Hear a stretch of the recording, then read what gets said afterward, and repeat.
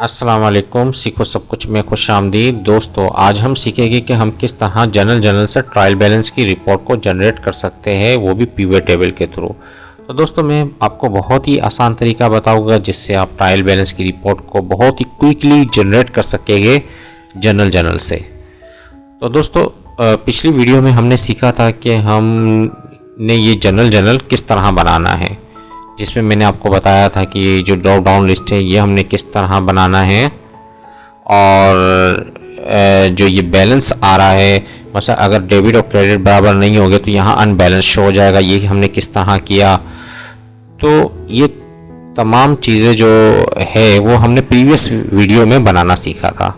इस वीडियो में मैं आपको बताऊंगा कि इस जनरल को यूज़ कर हम ट्रायल बैलेंस की रिपोर्ट को किस तरह जनरेट कर सकते हैं, और वो भी बहुत ही फास्ट तरीके से, बहुत ही क्विक तरीके से मैं आपको बताऊंगा कि ये आप काम कर सकते हैं।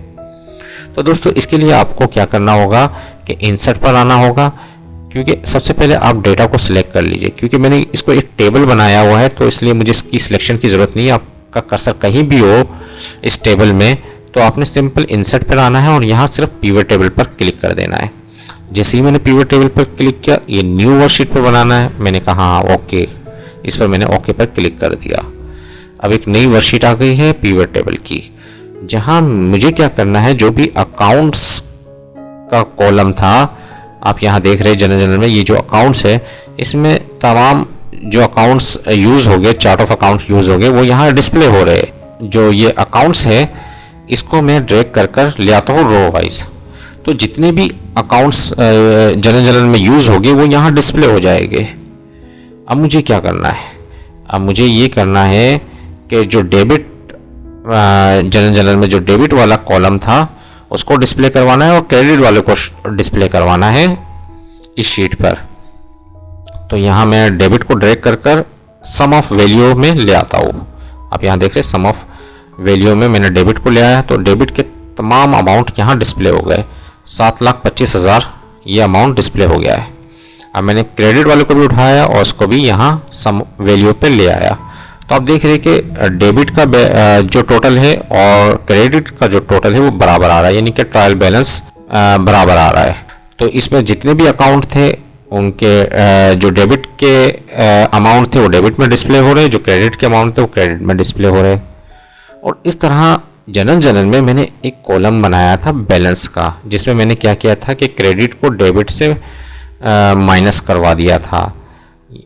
तो आप देख रहे हैं कि जो डेबिट अमाउंट है वो माइनस में शो हो रहा है और जो क्रेडिट अमाउंट है वो प्लस में शो हो रहा है। तो इसको मैंने क्यों यूज़ किया था मैं आपको ये भी बता देता हूँ कि अगर मैं ये बैलेंस वाले कॉलम को नीचे की जानिब ले आता हूँ तो आप देखेंगे कि जो डेबिट अमाउंट था वो उसका माइनस में आ रहा है, जो क्रेडिट अमाउंट था वो प्लस में आ रहा है। तो टोटल कितना हो गया, 0 हो गया, यानी कि बैलेंस मैच हो रहा है। अगर मैं यहाँ से डेबिट हटा दूँ और क्रेडिट हटा दूँ तो आप देख रहे हैं कि जो डेबिट का अमाउंट था वो माइनस में शो हो रहा है, जो क्रेडिट का है वो प्लस में शो हो रहा है, और बैलेंस क्या है, 0 आ गया। तो इस तरह भी आप ट्रायल बैलेंस को डिस्प्ले करवा सकते हैं। अगर आप इस तरह नहीं चाहते, सिंपल डेबिट और क्रेडिट को डिस्प्ले करवाना है, तो डेबिट पर आगे ड्रैग करके ले आए और क्रेडिट को ड्रैग करके ले आए, तो डेबिट और क्रेडिट बराबर हो गया। और इस तरह आप ट्रायल बैलेंस को डिस्प्ले करवा सकते हैं अपनी शीट में।